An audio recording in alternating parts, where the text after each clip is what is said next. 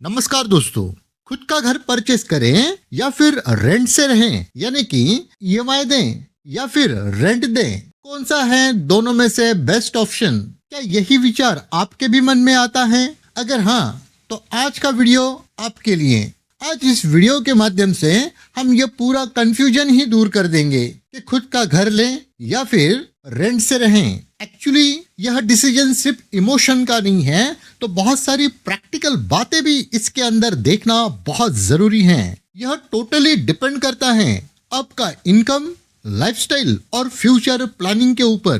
तो चलो बहुत ही आसान भाषा में समझते हैं कि दोनों केसेस में क्या बेनिफिट्स होते हैं और क्या लॉसेस हैं। सबसे पहले तो हम देखते हैं कि खुद का घर परचेस करने के कुछ बेनिफिट। देखो, खुद का घर परचेस करना यह हमें एक सिक्योरिटी और स्टेबिलिटी देता है। खुद का घर हमें एक खुशी और मन को बहुत शांति देता है। और सिर्फ इतना ही नहीं, समय के साथ इसका प्राइस भी बढ़ते रहता है। आज भले इसका ईएमआई ज्यादा लगता है, लेकिन जिस दिन ईएमआई खत्म हो जाएगा उस दिन फिर घर के लिए और कोई खर्च नहीं रहेगा। और हाँ, ओल्ड टैक्स रिजिम में होम लोन पर प्रिंसिपल और इंटरेस्ट दोनों के बेनिफिट का पूरा प्रावधान है। अब देखते हैं कि खुद का घर खरीदने का कुछ नुकसान भी होता है क्या। देखो, तो सबसे पहले इसके लिए हमें बहुत बड़ा डाउन पेमेंट देना पड़ता है, जिसके अंदर हमारी काफी जमा पूंजी चली जाती है। लंबी ईएमआई होती है, जैसे कि 15 साल से लेके 25 साल तक ये ईएमआई का बोझ हमारे सर पर रहता है। और कभी अगर हमें लोकेशन चेंज करना हुआ तो वो इतना आसान नहीं होता। अब देखते हैं रेंट पर रहने के क्या बेनिफिट होते हैं। देखो, सबसे पहले तो हम बहुत ही कम प्राइस में वहां पे रह सकते हैं। अब मान के चलो कि आपका जो घर है इसका ईएमआई अगर 30,000 के अराउंड है, तो उसका रेंट आपको सिर्फ 10 से 12 हजार देना होगा। अगर आपकी जॉब में कोई चेंज होता है, लोकेशन में कोई चेंज होता है, तो अकॉर्डिंग टू योर जॉब हम लोकेशन चेंज कर सकते हैं। और हाँ, इसके लिए आपको कोई बड़ा लोन लेने की जरूरत नहीं होती है। आपके सर के ऊपर लोन का कोई बोझ नहीं होता। इस बेनिफिट के साथ रेंट पर रहने के कुछ नुकसान भी होते हैं, तो चलिए उसको भी थोड़ा समझते हैं। देखिए, ईएमआई जितना नहीं, लेकिन हर महीने कुछ ना कुछ रेंट तो जाता है, लेकिन फ्यूचर में इसका कोई एसेट नहीं बनता। रेंट हर साल बढ़ते रहता है। भले उस घर के अंदर आप रहते हैं, लेकिन जो मालिक हैं उसके रूल आपको फॉलो करने होते हैं। और हाँ, मुझे तो लगता है सबसे बड़ा टेंशन होता है शिफ्टिंग का, क्योंकि एक पूरा घर का सामान शिफ्ट करना इतना भी आसान नहीं है। देखो, इन दोनों केसेस में हमने कुछ बेनिफिट देखे और कुछ लॉसेस भी स्टडी किए।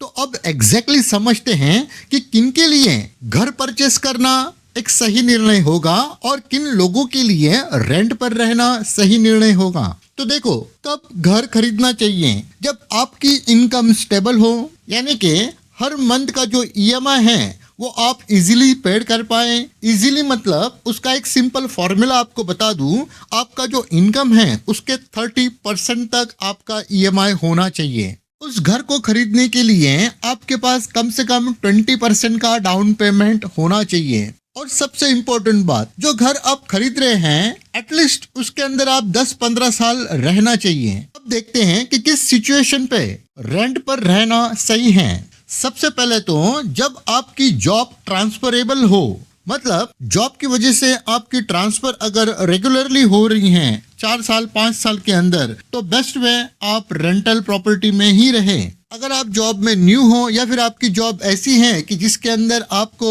स्टेबल इनकम नहीं है, तो आपके लिए रेंटल घर ही एक सही ऑप्शन है, क्योंकि इसके लिए ईएमआई के कंपैरिजन में रेंट सस्ता होता है। और अगर आप जल्दी लोकेशन चेंज करते हैं, मतलब वहां पे आप 5 साल से ज्यादा नहीं रहने वाले हैं, तो इस सिचुएशन में आपको रेंटल प्रॉपर्टी में ही रहना एक सही निर्णय होगा। तो दोस्तों, अगर आप लॉन्ग टर्म सिक्योरिटी और निवेश चाहते हो तो घर खरीदी करना सही निर्णय है। लेकिन अगर आप फ्लेक्सिबिलिटी और कम खर्च चाहते हैं तो रेंट बेहतर है। देखिए, सही फैसला वही है जो आपकी फाइनेंशियल कंडीशन और लाइफस्टाइल के हिसाब से फिट बैठे।